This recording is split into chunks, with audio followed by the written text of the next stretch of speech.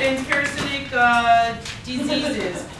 All right, so let's get, all right, so the first one we're going to talk about is HIV. This chapter is 001 through, chapter 1, 001 through 139. So now we're getting to chapter-specific guidelines. So if you go to page, in your manual, page 739, that green part, all that green, that's chapter 1. Infection and parasitic diseases. Infectious parasitic diseases, 001 through 139. That's what we're going to So this is chapter we're going to cover today. we're reading in the beginning. No, we shouldn't turn here because this is the 739. No. Guidelines. It should be either, Beginning, yeah. if you turn a couple of pages, look for, I think it Page 9. should say chapter Okay, specific thank guidelines. you. And then the first one is chapter. Page 9? Oh, okay. Oh, there's chapter 1, yeah. That's what I was thinking.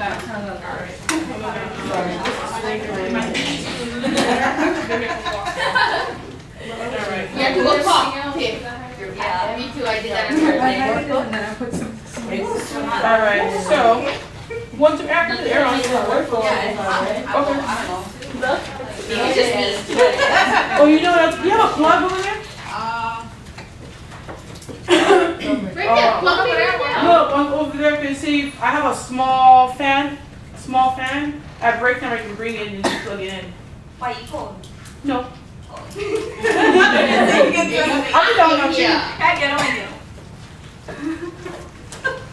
Hey, what's up? I don't think that hard. Personal plan.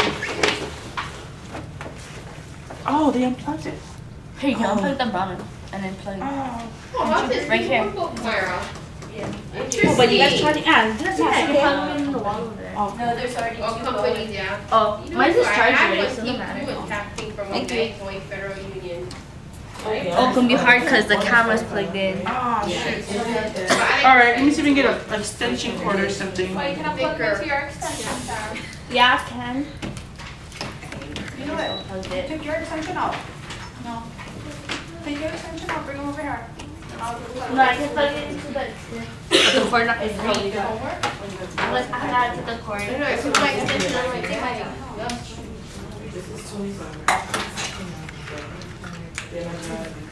Problem solved. Oh, there we go. Okay. I don't know if the camera's working.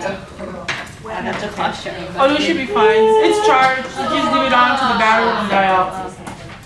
Alright. So somebody's back here. I'm going to stand back here. And then. Alright, so for HIV, human immunodeficiency virus, basically what that means is you contracted the AIDS virus. But when you have HIV, there's two things. You can be HIV positive, and if you show symptoms or no symptoms, it's going to determine what code you're going to classify the patient. So let me, okay, now,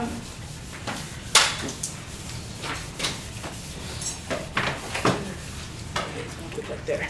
All right, so when you're coding for HIV, we were talking about when you go into the hospital, if they suspect or they think you have this condition, you're going to code it as if they have the condition. Well, when it comes to HIV, if they think the patient has HIV, that's the only exception where you don't code when they suspect they have it. So basically, you have to have a confirmed case that says they have HIV. Now, you don't have to get a, what do you call this? A blood draw. If the patient tells you, hey, you know what, I'm HIV positive or I'm HIV, I have AIDS, you take it at face value and you code it as if they have the AIDS.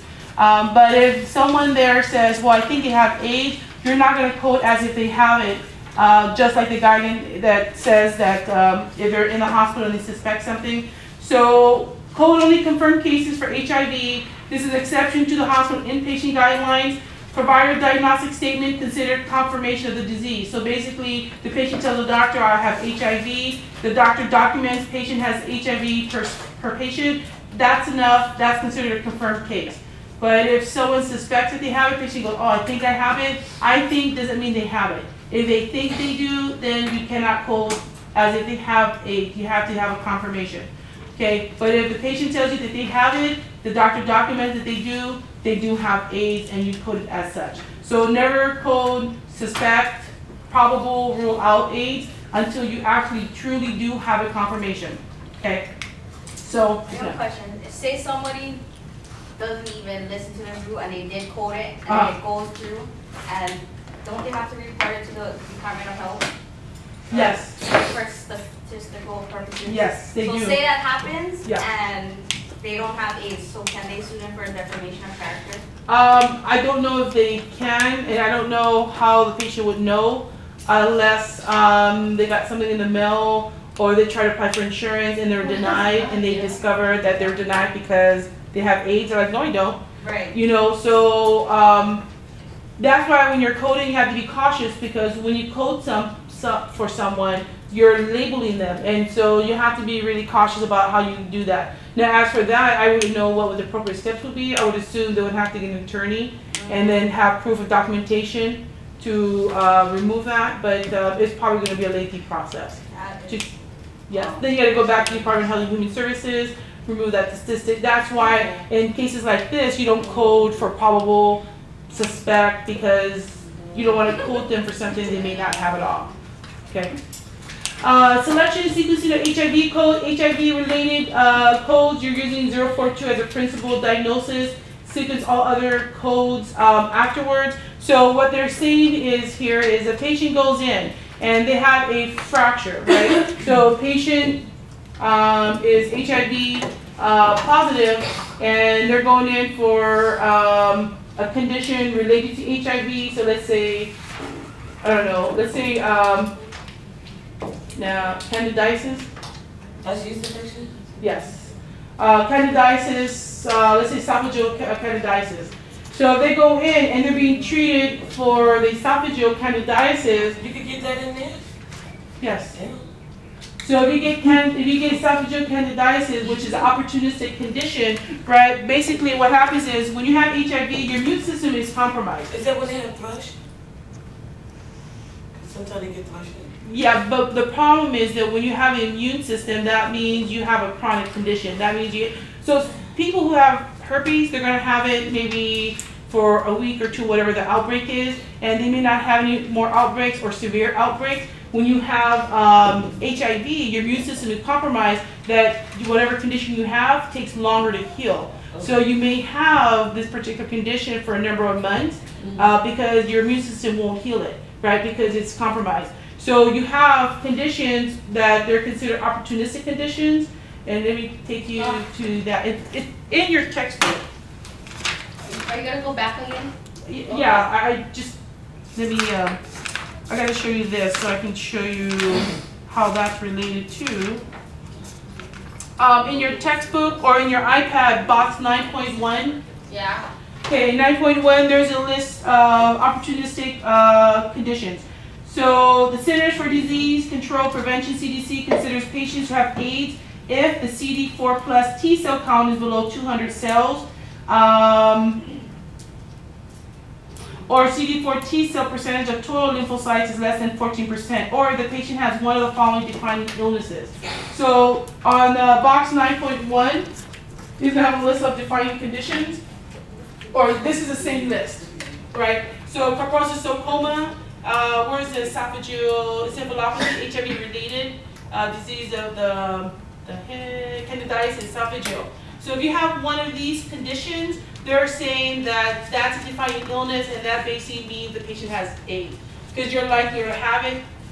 Oh, wow. If you have AIDS, you're likely to get one of these. Oh, wow. Or some of them, or all of them, or whatever. So these are considered opportunistic conditions. So if someone comes in for treatment for one of these conditions, automatically that means they have AIDS.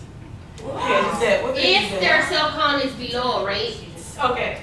On box 9.1, patients CDC considered a patient have AIDS if the CD4 plus T cell count is below 200. Right. So they do a test, right, and their cell count is below 200, or the CD4 T cell percentage of the total lymphocyte less than 14%, or if the patient has one of the following defining illnesses.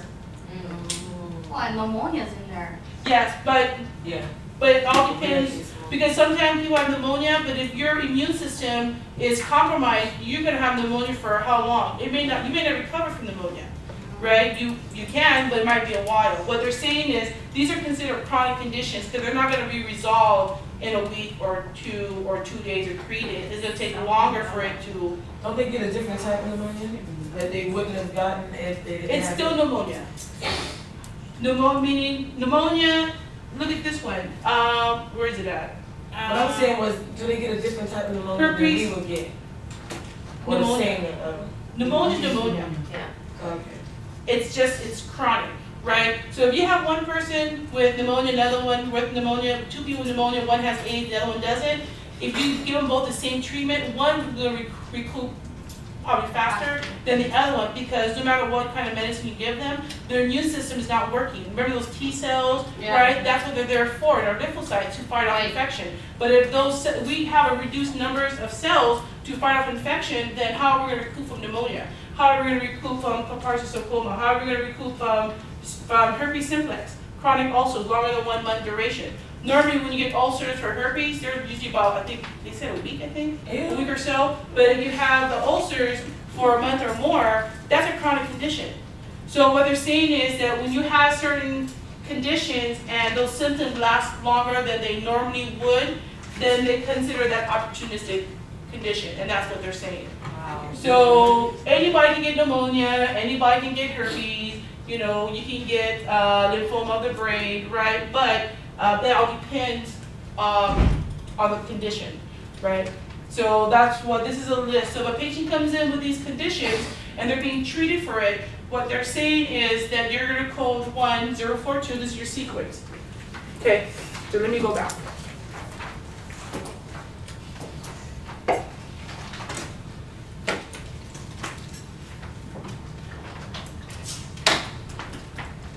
One more. All right, so if a patient's going in with HIV-related condition, in other words, that list we saw in 9-1, if they're going to be treated for any one of those conditions, your first code is going to be, So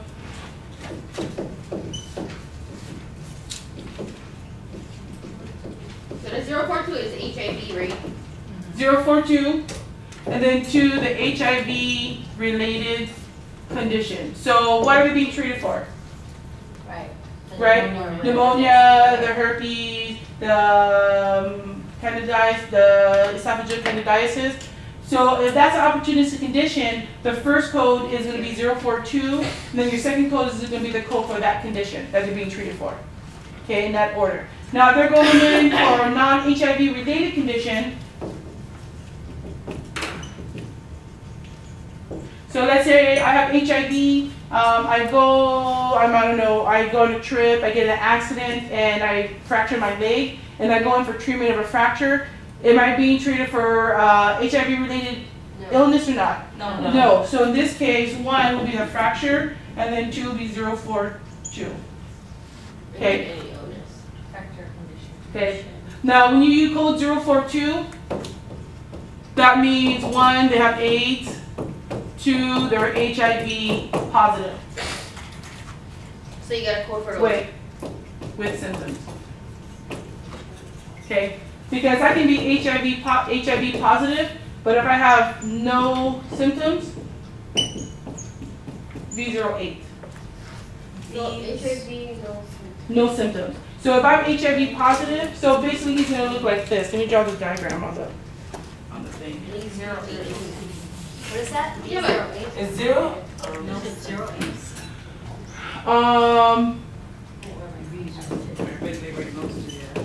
If I'm HIV positive, right, with symptoms, right, I'm coding 042. If I have no symptoms,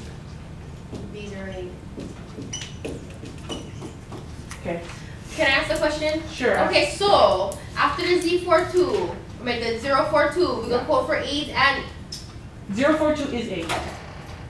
I thought AIDS is different from HIV. No. If you HIV positive, right?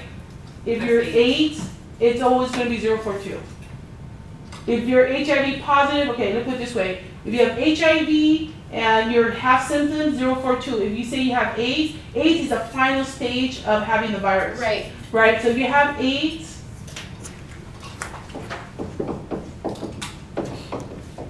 Period. Okay. So if no more symptoms, don't need code for the symptoms after 042. But if there are symptoms, then you gotta code for the symptoms after. you're not coding for the symptoms, you're coding for the condition they're being treated for. Yeah, I know, but the third code could be code the condition, then you code the. Wait. HIV related condition or non-HIV related? Okay, well, I'm gonna start with the related first. Okay, great. Give me some direction. All right, okay. so we're gonna call the 042 as a principal diagnosis for having the AIDS. Then we're gonna sequence the other codes, which are the conditions. the condition. So what are they being treated for? Yeah, whatever they came in for, which is HIV related. Yes. And then, Which is this? okay, and then for the HIV non-related, Yes. we're gonna code for the 042 first. No. No. The condition. Okay, the related is the, yeah, okay, got it. The condition, You're then, gonna flip it. yeah, I know. Okay, so then we're gonna code for the HIV, then we're gonna code for the symptoms, right? You're not coding for symptoms. You're coding for the Or condition. the zero, I know, but after the, because you have to specify what symptoms for the HIV. No, you're no. That's it, just two codes, that's it. The condition they're being treated for. You're not gonna code for the symptoms. You're gonna code for the condition. So they come in with, let's say, they know they have HIV and they're coming in with, let's say, I don't know, problem with their throat. Right. They examine it. They said, okay, you know what? You have esophageal candidiasis. Right. So when I code the case, 042 will be first code. Right. Second code is gonna be esophageal candidiasis. So I'm not coding symptoms. I'm coding the condition. Okay. The reason why I'm saying that, because I want you to understand, I don't want you to confuse symptom with a condition. Because if you say, oh, I'm going to code the symptom, you code for the itchy throat and everything, then guess what? You got it wrong. Right? I want you to understand there's a difference between symptoms and the actual condition. Right. But I just figured because he's putting 042. And the reason why I'm saying that too, because when you're speaking to someone on the phone, remember, you're going to be working on claims that are denied, and you're going to have to speak the language. So you keep saying, oh, symptoms, and they're going to be like, what the hell are you talking about? Right? So I wanted you to use the correct lingo too when you're speaking to them.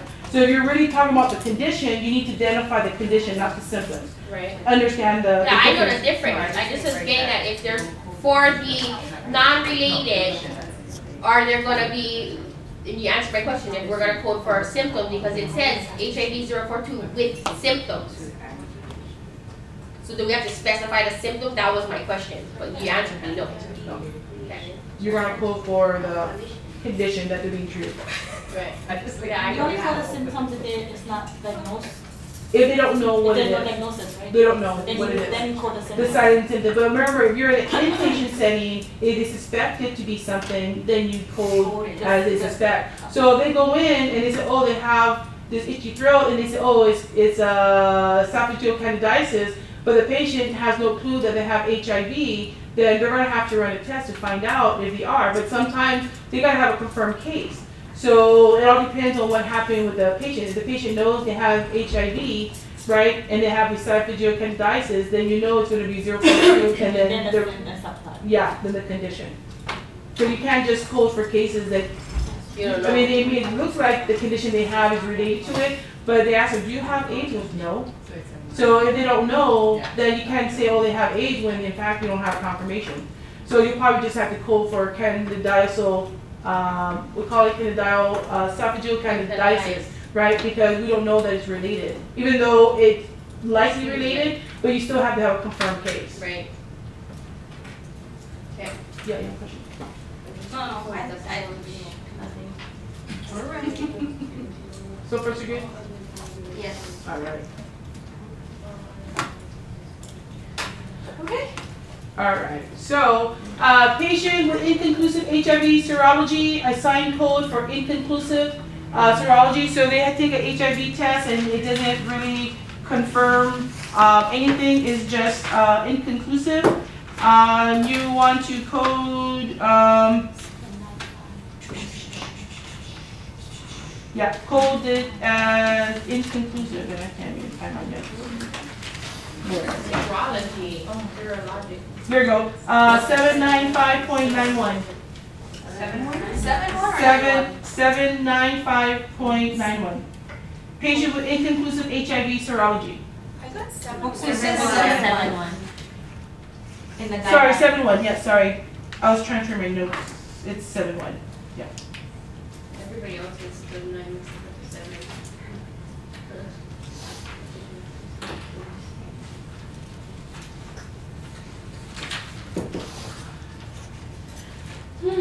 Previously diagnosed HIV-related illnesses. So patients that have been diagnosed with HIV-related illnesses before should continue to be coded with a 042, right? So as long as they've been diagnosed with 042 from a previous condition, you can continue using the 042. Okay, so previously diagnosed HIV-related illnesses, code 042, and whatever the condition they're being treated for. Now, if you're pregnant and you happen to have HIV, your principal diagnosis, because that disease or that virus can affect the pregnancy. So your principal diagnosis will be 647.6X, and your second code will be 042, and then whatever the complications they're having. Okay. So HIV infection, pregnancy, childbirth, I can never pronounce that word, but postpartum. During pregnancy, childbirth, or the patient admitted because of HIV-related illness should receive principal diagnosis of 6476X. So basically, if they're going in for HIV-related illness and they're HIV positive, and we were talking about the sequence like this, well, if they're pregnant and they're going in for HIV-related illness, the only thing you're going to do is add here the 6476X. So this will be 1, this will be 2, and then this will be 3. So you're just adding on to this. That's only they're pregnant. Okay. Now, 1 6 1 647.6X is the order.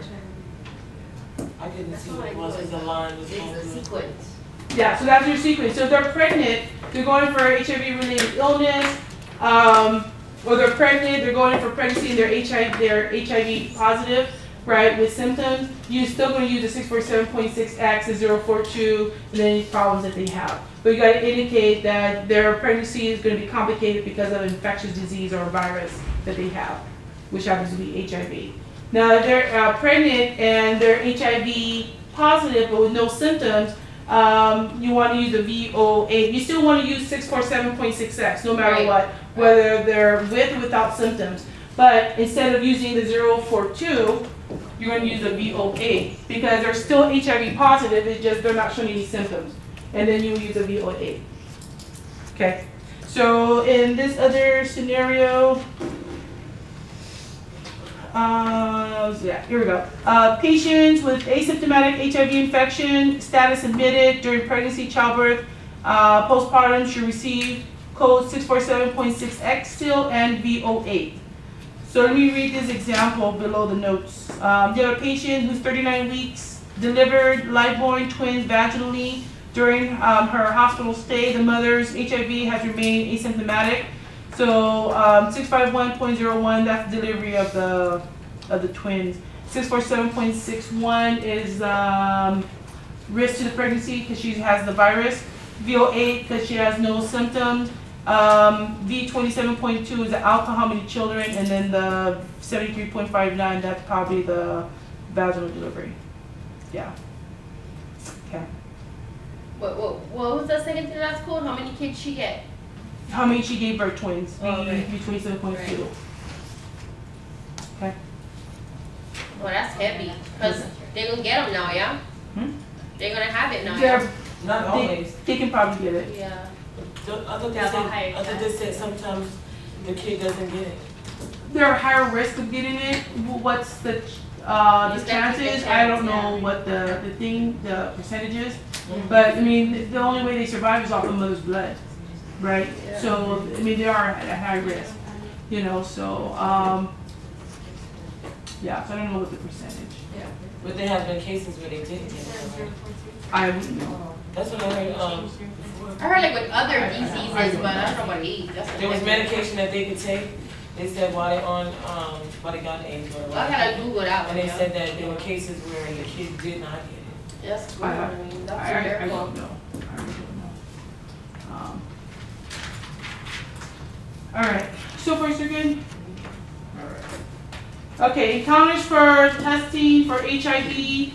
If you're going to go in for screening of a viral disease, so let's say for HIV, the V73.89. So your main term here will be screening, then viral disease.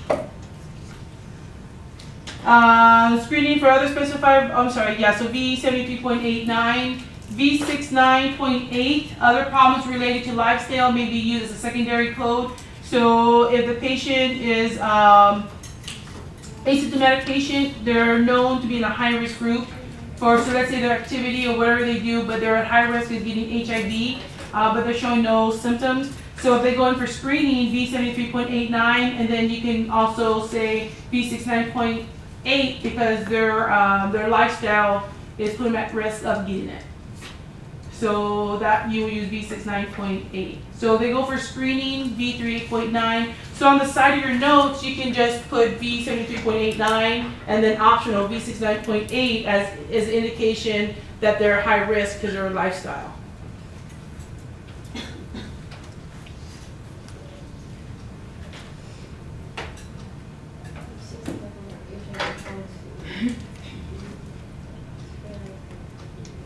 Should a patient with signs or symptoms or illness or confirmed HIV-related diagnosis be tested for HIV?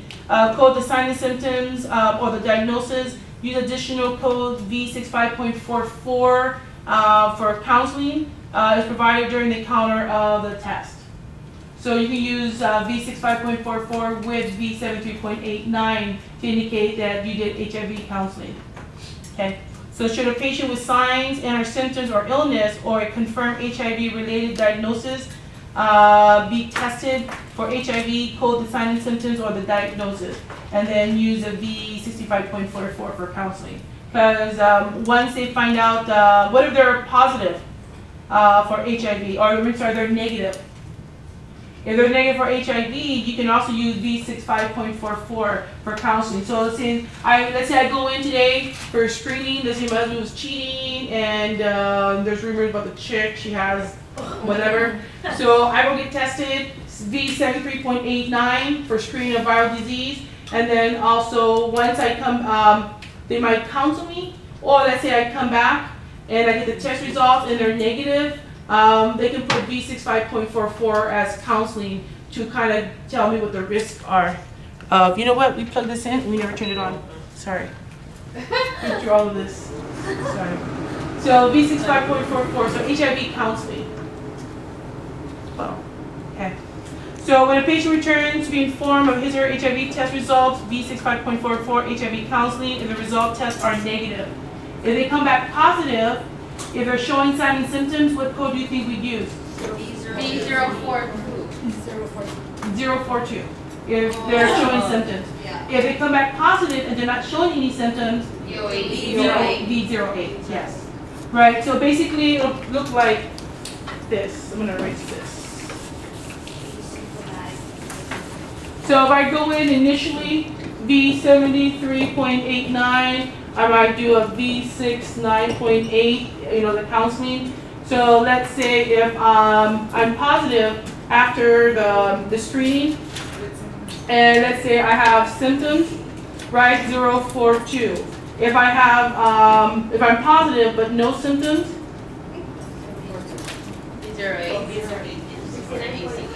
V08. And then if I'm negative, then I'm going to use the V65.44, which is the HIV counseling. Okay, so you see how that is?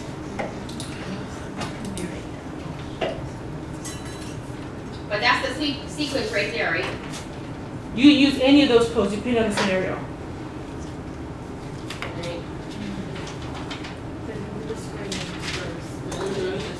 Yes, you're gonna do this. This is optional, right?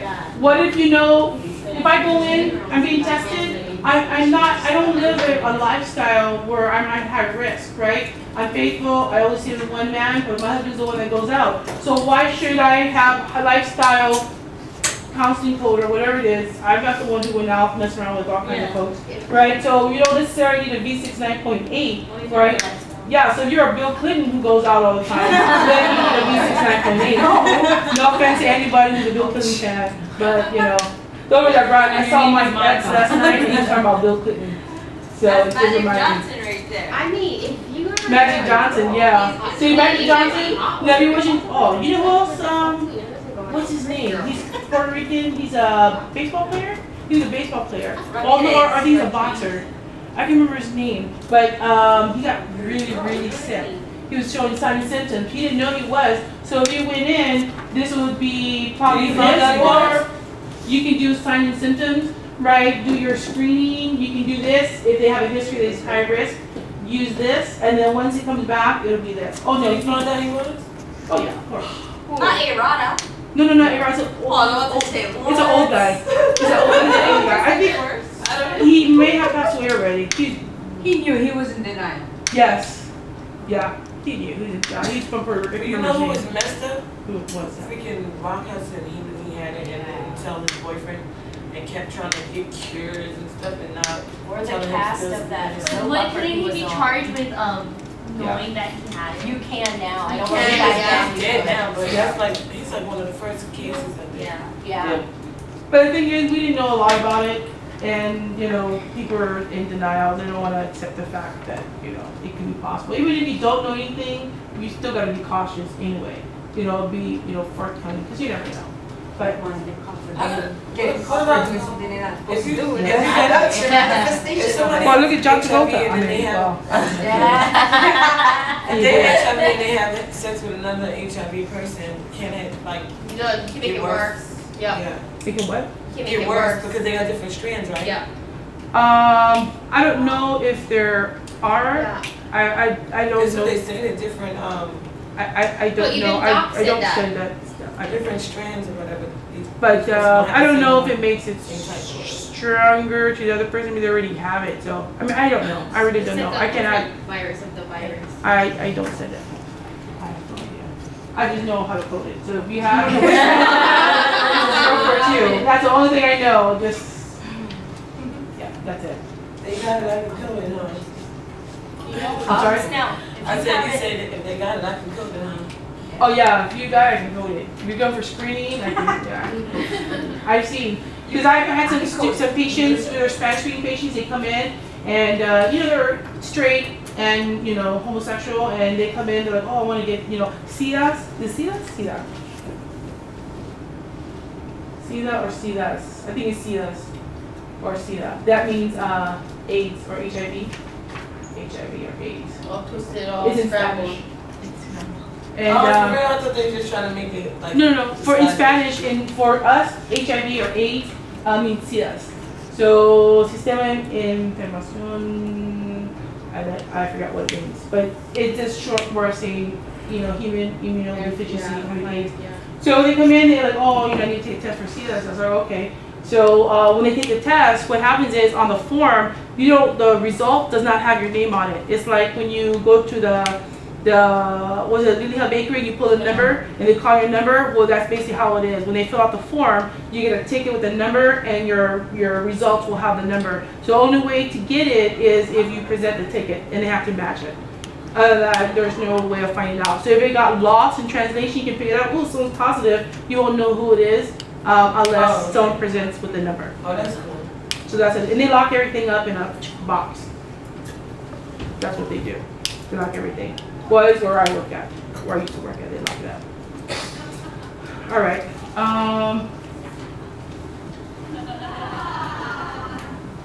Okay. Let's see. Anything here? No. Anything here? Okay. Once a person develops AIDS, there are always going to be a sign 042. So once you can't go back, right? So this is where I told my class for them to remember. If patient's inconclusive or they don't have it, You cannot code a 042 with a 795.71 or a VO8. The VO8, you're HIV positive, but you're not showing any symptoms. When you start showing symptoms, you're a 042. So if they say HIV positive with symptoms or AIDS, it's a 042. Once you're coded or labeled as a 042, you can never go back to a VO8 or 79571. So what am I saying is once you go black, you never go back.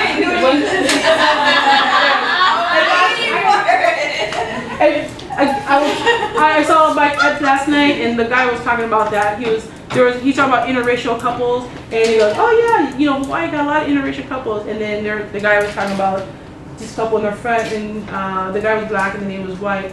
And he goes, "Hey, you heard that saying?" And he tells the lady, "You heard that saying, once you go black," and he gave her the mic, and she goes, "You never go back?" He goes, "No." It says, "Watch your credit, because it'll never go back to being good again." I was like, oh my God, it was nuts. But it just reminded me of that, but yeah. So once you go 042, that's it, you cannot go back. There's no VO8, no 79571, no nothing. So once you're there, that is it, okay? No more. So just know that 042, you cannot quote this. I don't even met Christina Strawwich, another girl. Yeah, I told her that. She was like, "That's a good one. I'm gonna remember that too." 795.71. So these two can never be coded together. Never. Okay. Once you code this and you go here, that's all you can use. You cannot use anything else. Okay. So pretty good. Okay. Disease conditions.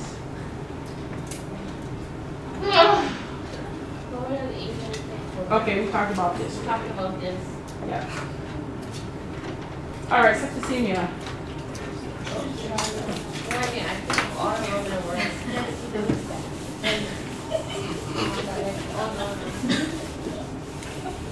And I ain't moving my stuff either.